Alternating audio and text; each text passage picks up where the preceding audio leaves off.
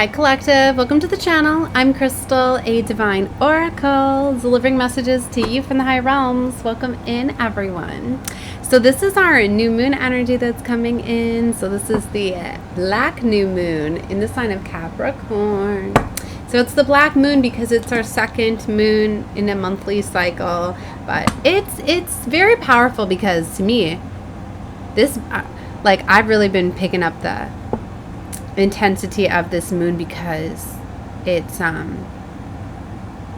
closing out 2024. I mean, this is our final new moon of 2024, but it's like with this moon, it's closing out all these dark cycles, right? And then it's starting all these new cycles, you know, like when things are birthed from the darkness, right? I feel that there's a lot like transforming. It's like these cycles are going together, and I know that they always do, right? Like you level up when you learn something, but it's just like these dark cycles are done, right? So that's why, to me, like I knew this was going to be a very powerful.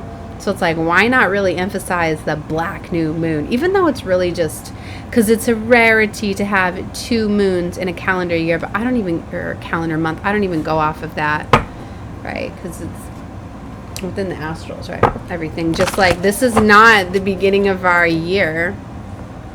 I'm sorry, is it the start of the zodiac? Is it springtime? Like what?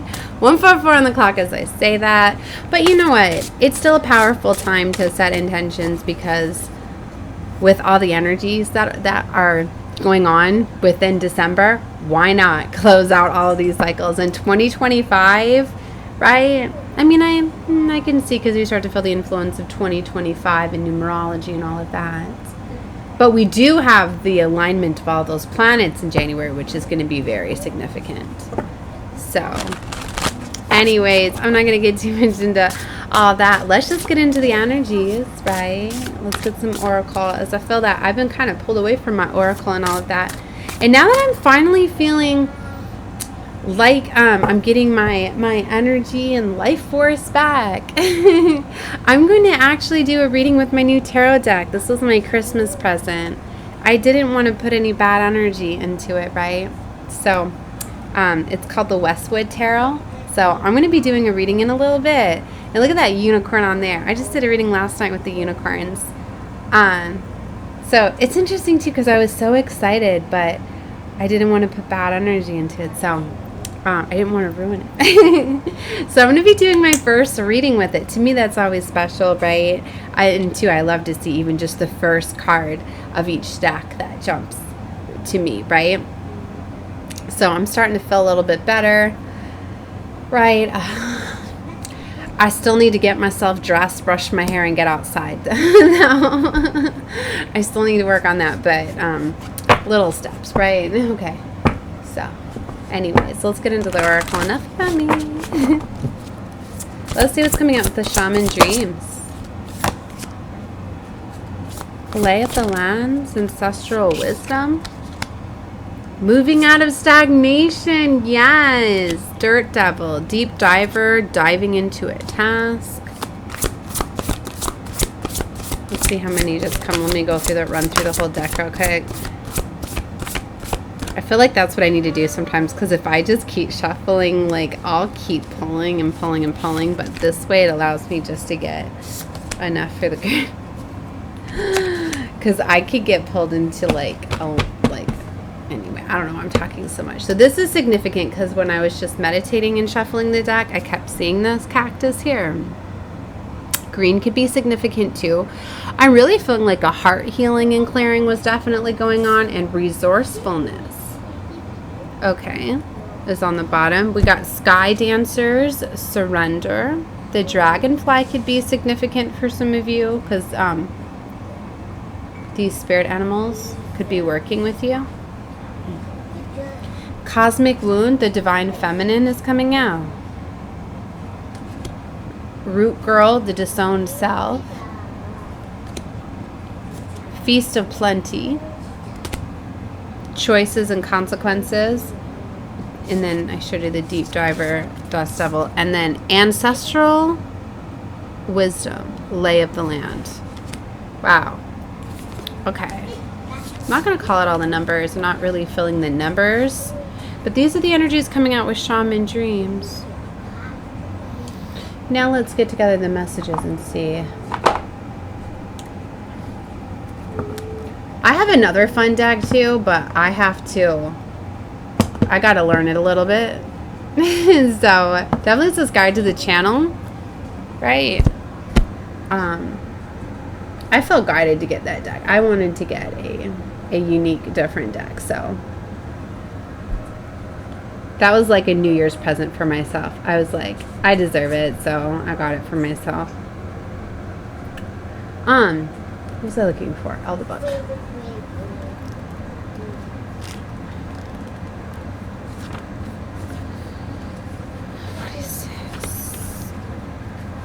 So the disowned self is about hidden beauty and the need for acceptance and love. Okay, so I'm going to read these. Probably not all of them into the full meaning of the card, but this one I feel guided to. Root girl sits shivering, unclean and naked. At the base of the tree of the self, she is unloved, unwanted, and shunned for her deformities. She has no home but is safe burrowing underground to dwell near the deepest roots of the sacred tree. Who is she to you? Could this urchin be the one part of you that's reintegrated can lead you to wholeness and your true purpose? This is a part of you, the embodiment of deeply flawed perception of your failure, manifesting as guilt or shame. When you project envy onto others, or the emotions or instincts that you've learned to repress or deem unnatural, it's the homeless child self crying for attention, acceptance, and love. You want to lash out, ignore it, push it aside. All this while refusing to acknowledge the ugly quality as belonging to you. But if you would only look into the root girl's eyes and see the beauty and the unmet need, your unmet need, you would realize that this part of you asked for your compassion and understanding. This part of you was born when you were wounded and were conditioned to believe that you're not whole, that your expressions of self is somehow too much or too little. You may have inherited this creature from your ancestors. I am getting this. With ancestral lay of the land, what I was getting is like, for some of you, like, look at the victory there with the moon. I feel that, you have definitely like overcome some sort of generational curse, wounding, right? Like for some of you, you had these entities that were running through your bloodlines, okay? For some of you, it was like, so people could be possessing these energies that you've came into contact with, right? It's just like I've watched everybody turn in my life. That's why I knew that, like, I needed to just be with my soul family, right? And people that are high vibrational frequency that aren't going to get attacked, right? And to these things. Also, I'm hearing like incubus and succubus, right? Entities, but I'm getting for some of you, like, you've healed something, some sort of wounding or curse, right? And but I feel this final part is like you need to heal a part of you that I feel that like you've healed the wounding, okay? And that's why for some of you, maybe you've broken these generational curses by making empowered decisions, getting out of relationships, right? Not letting these things affect and control you. But for some of you, it's just like the mind, the programming of the mind, right? Like I was getting, like if you're so used to a certain way, it's like changing that, especially like maybe like your association with money. But this has to do with like you, like your worth. Like you have to feel worthy of it. It's like, it's just like if somebody's been like homeless for a while and then you offer them a home, they might not feel worthy of that home. They might, even though they may, because it's that energy, it's like we go through these things, like you get humbled, right? And then it's like you're accepting of that. And sometimes it's like you're accepting of it, but it's really a wounding because you're like, well, I'm just going to embrace what I have, because even if it's given to me, like, I don't ever want it to get taken away from me again, type of thing, is what I'm getting here. But it's like, you need to know that, like, that's not going to happen again, right? That happened because there was some sort of curse, or there was something within your ancestral lines that you were clearing out. Like, you healed from it, but now it's just, I'm getting like a healing, like PTSD or something like that. You know how like that takes a little bit of time? But the only way to heal that is through time. And really, it's like not having that fear, just doing it, right? Just like, you have to kind of like face that fear. You have to like face it. So what that would look like with the scenario I just gave is like accepting the home, going into it, right? Just as time goes on, you'll see that like somebody's not going to take that away from you, that there's like not catches, there's not, you know, it's a different, it's just, it's different, right? But it's like, and I feel like, you know, that even if it was to get taken from you, it's so in effect, you'd be like, all right, well, at least, you know, I got to experience being in a home again for a little while. All right, I'm good with it being taken away from me again. But you see what I mean? Like, it's just programming that has to be changed. Okay? So, look at this. Choices and their consequences, feast of plenty, they're guiding to me next. Like, you need to know that, like, you're plentiful. It's this energy of, like, knowing that, like, you're abundant. You've made it through, right? It takes a little bit of time sometimes. 11:44 on the clock is to say that. Shout out to Mom 144. All right, let's take a look at this one. The Feast of Plenty. A great feast is laid out before you, and it requires you to choose. What will satisfy your hunger? Something new or unconventional? What is the potential for bitter and savory qualities, or something you already know you love? You are faced with a plethora of options right now, and while they may seem to be extraordinary things, too many choices can throw off your balance. You might be worried that once you commit, you won't be able to turn back or refuse to conform the consequences of that decision. This energy too, like for some of you might feel like, I might accept this and then like, I'm not comfortable. Or like, I don't know. I just feel like your mind, something to do with your mind, like you need to let that not affect you. Only one wording, avoid the same choice if it keeps you hungry. If something didn't feel good or does not bring what is seemingly promised, do not choose that again. The experience will only repeat itself, and you will have more than a bad taste in your mouth. The feast is yours to enjoy. You can always go back and for more when you're hungry again, for life's blessings are ever available to you and calling your name. Yeah, so wow, there's something to look at this card with the 2 swords and the crystal and the ivy and the bee. Oh, sometimes those symbolisms. All of my cards are activator cards too, so they activate things just by you seeing them, right? They could activate certain things, remembrance, right? Or be confirmations for you, or you may run across the symbolism.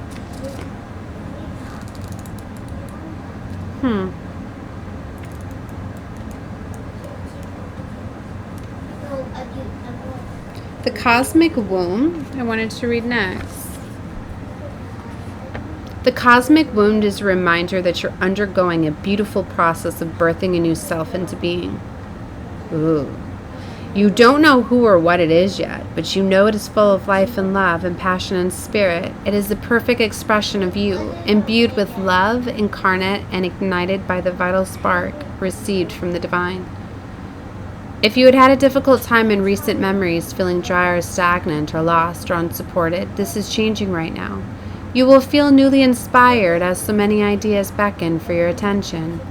Know that you are safe to explore the expression of your rejuvenated creativity, releasing all judgment as your curiosity is picked. You're in the most fertile cycle of your life right now. Intuitively keen, with your heart wide open, mindful that each step in the direction of your dreams and desires is effortlessly supported by all the divine helpers in the unseen realm. Wow, that's beautiful. Okay. Sky Dancer, number 48. I felt to call out that number too, so that could be significant. Or 3. When a sky dancer appears, she is inviting you to welcome the deepest power of your feminine into your life. I was going to say, I'm feeling strong feminine energy here. Because I was feeling that with the moon. This looks like a moon to me. Right. And yeah, look, I just realized, look at this. Moon. Right. And this moon and the feminine, you know, really brings out your emotions, right, within this moon's energy. Maddie. So, inviting you to welcome the deepest part of your feminine into your life. You have already overanalyzed your situation to exhaustion. Now is the time to invite the sacred feminine, the wisdom within your heart, no matter your gender, to guide you to success. If you're becoming earthbound, plotting and planning and praying for change, cease and desist. Maddie, break the habit of being yourself, of repeating the same behavior and hoping for a different outcome. Stop trying to figure it all out and stop overthinking it. Surrender. The sky dancers are heralding the arrival of a new relationship with yourself, in your work, or in your love life. Do not assume that this person or opportunity will rescue you. The only way of liberation is to kiss the ground goodbye and take flight, to rise above the fray and the drama for the struggling, the arguing mind. Dance in the sky and view the madness below. By simply witnessing the actors in your human comedy unfolding on the ground, you are transforming it. As you observe the drama and unleash the power of the sacred feminine that allows the resolution. The sky dancer knows the map of heavens and the way to the holiest and the most sacred spaces on earth. They come to help you with your current life, and even more important, to guide you to the realization of your own divinity. Interesting. Okay. And now deep diver, diving into task.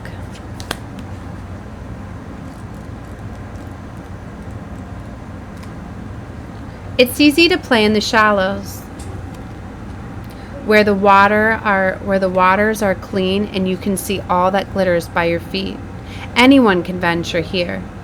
There is little risk, nothing to discover, no dark secrets, nothing that you can't already perceive. The treasure has long been picked away, replaced by a gentle certainty. In the shallow rivers is safety and no surprises. But that's not who's calling you now. The deep diver invites you to take the plunge with him. You can't see the bottom, but you must swim into the dark depths to find the mystery that eludes you now. He knows where the pearl lies underneath the ancient sand. You are called to look beyond the surface of things for the answer. Let your intuition propel you into the waters that allow your memories to swirl around you and your emotions to well up as you face the unknown. Your curiosity will be your greatest guide. You'll surely discover something wondrous to bring back to everyone who is waiting by the shore. But only you will truly know the value of your discovery. Are you willing to do the work, dive in, make the commitment to see it through, and you will be amazed. Wow. Okay. And ancestral wisdom, lay of the lands. We're going to go into that. 34.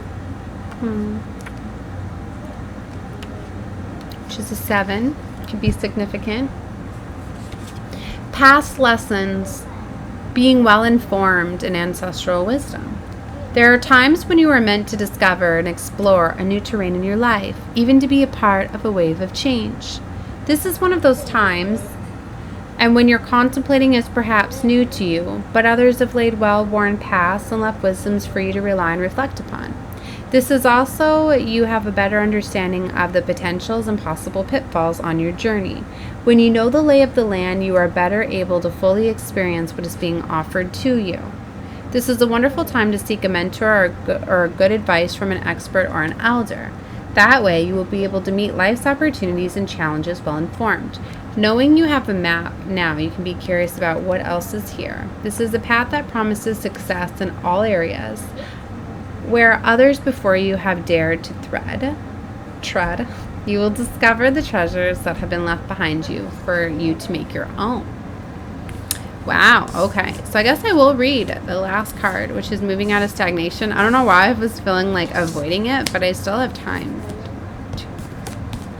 5. Yeah, there's something with 7. Like I pulled 7 cards too. Or they pulled 7 cards. Okay. So maybe you're trying to avoid something, right? Because I was avoidance of this last card. Like I didn't want to look at it. And it's going to be interesting what the final meaning is. But now I'm feeling to call out the numbers too. So maybe like this is something like, remember I was like, I don't feel to call the numbers. But then now I do. It was like, it came about for me to say them, right? Because it is significant. Like 6 was standing out to me. And 6, 6, right? And see, so we've got 6. And this is 15, which is a 6. Which is going to be the final card, right? And 6s are really like about like balance, right? And structure and all of that. Okay, we have 46, which this was the one I called out, right? Which is a 10, which is a 1, but it's also like completion. And then another 10, so it'd be like 10, 10. You could be seeing 10, 10.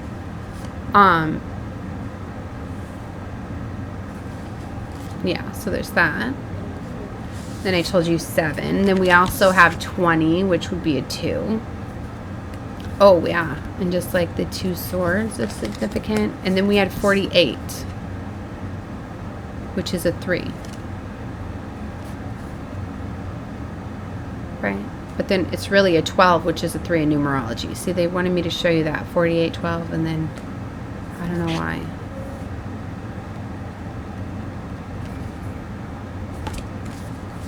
So, I don't know. Okay. So, now let's see about this dust devil moving into stagnation. Something that you weren't wanting to look at.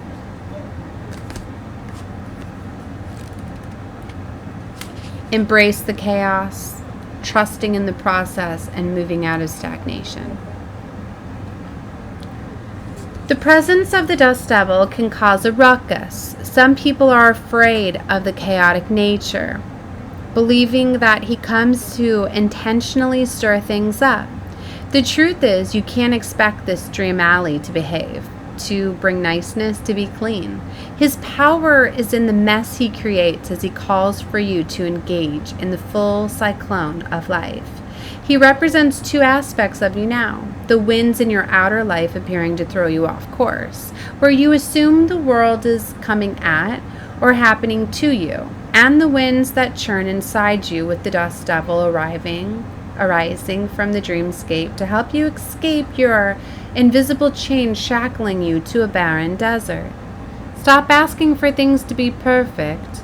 Awkwardness, messy, conflicted, exuberant, and wild is how you shift. Trust the process. The dust devil knows what you need when you need it. Once things settle, you will see a gleaming jewels awaiting your discovery, the wisdom awaiting integration. Oh my gosh. This so goes in alignment with everything, because it's like, I feel like this is a time of like divine intervention. Okay. And with that comes like tower moments, and they don't often, like when you're going through a tower, right, and you're going through like a foundation getting torn down and all of that, you don't see why it's being torn down. A lot of times, like, you don't see why it's getting torn down, why divine is causing this tower moment to happen. Like you, and it can be like where you don't want to look at it, or you don't want to let it happen because you don't know the outcome. And a lot of times, like, that's what happens. Like, we get stuck in these cycles, right? And that's what I mean. I feel like for some of you, like, they're tearing something down with this disowned self, right? And it's like, maybe it's like, it's going to put you in a place of healing, or I feel that you've been too comfortable in the situation, right? And that's why this dust devil is coming in too, right? It's to close out these cycles, right? For these new things to come in. So, all right, I need to go eat something. So this one's going to be a little bit shorter than 30 minutes because I'm starting to feel a little like light is, since I don't like to eat a lot of meats, I can very much get anemic, so I need to eat something. So anyway, I'm sending love and light to all of you. Definitely watch out every full guide too. I'm going to try to upload more tonight. All right, bye guys.